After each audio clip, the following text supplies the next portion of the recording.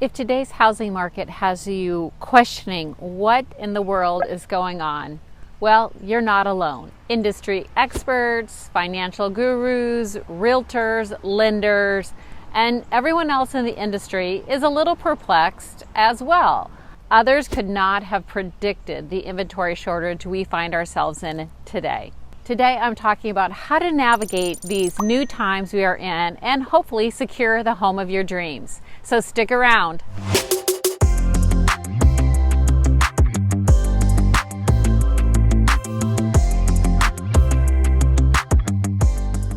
Hi everyone, I am Lisa McBride with Keller Williams Realty Select in Sarasota and Lakewood Ranch, and this is Living in Sarasota. Today we are talking about this crazy real estate market and how to win in today's competitive bidding wars and trying to figure out how to get the house of your dreams.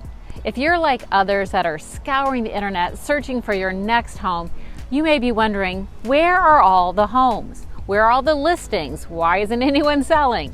How do I find my dream home? And once I do, how do I get it in this crazy market? We know that COVID has changed our lives, everyone's lives. And the one thing that I think has become apparent is that we have decided where we want to live, how we want to live, and maybe it was time to make a move. Now, there is no doubt that our inventory low is nationwide. In Sarasota and Manatee counties, we have almost 70% fewer homes on the market than we did just 1 year ago. Yet the number of homes sold year to date is up almost 20%. So how do you win in today's competitive market?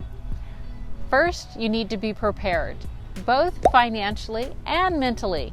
Currently, we see anywhere from 3 to 10 offers or more on good homes. And when I say good homes, I mean homes that are located in prime spots, that are close to schools, shopping, the beaches, great dining. The second thing is a home that has a pool. Oh my gosh, they're selling instantly because everyone has to be at home now, and having their own private pool is really important. And the third criteria on this list, it needs to be in good condition. Although our inventory is low and it seems like homes are just flying off the market, our average days on market is 30 days. Now, this is due to the fact that not everyone has their home ready and perfect condition, and buyers really want to be able to move right in. So be prepared to make the strongest and highest offer you're comfortable with immediately. You will not receive a counter offer or a chance to come up in price. How do you win?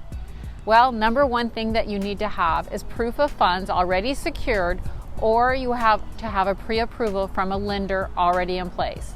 Now, if you'd like information on some of our local lenders that are helping me get people in and secure the loans, we have great people in the area, and I'd love to pass along some names to you. The number two thing, large earnest money deposits. Now, it used to be customary to put down maybe $5,000, $10,000 earnest money. However, today you're going to win big points with earnest money of 5 to 10% of the purchase price. You can also agree to additional deposits after inspections are complete. And this just assures the seller that there's no way that you're going to back out at the last minute or something's not going to go to closing. The number three thing that we can do to win is have our inspections already set when we make the offer. I myself, the minute someone says they're going to make an offer, I call some of the local inspectors that I use to see how quickly I can have inspections done.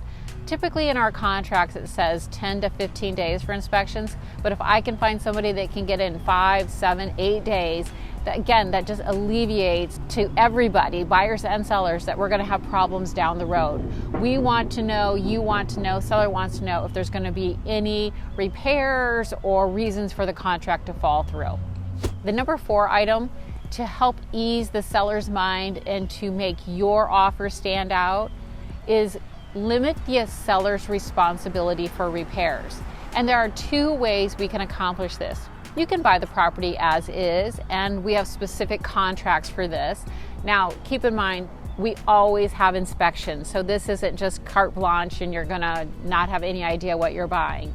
And also another way to do this is by specifying how much the seller is going to be responsible for in repairs. For instance, you can put in a contract that the seller is responsible for the first $2,000, $3,000, $500, whatever you're comfortable with. That way up front, the sellers know what they're getting into. Now, it is important to look at disclosures, know the ages of all the major mechanicals when putting that number in. Number 5 thing is appraisals.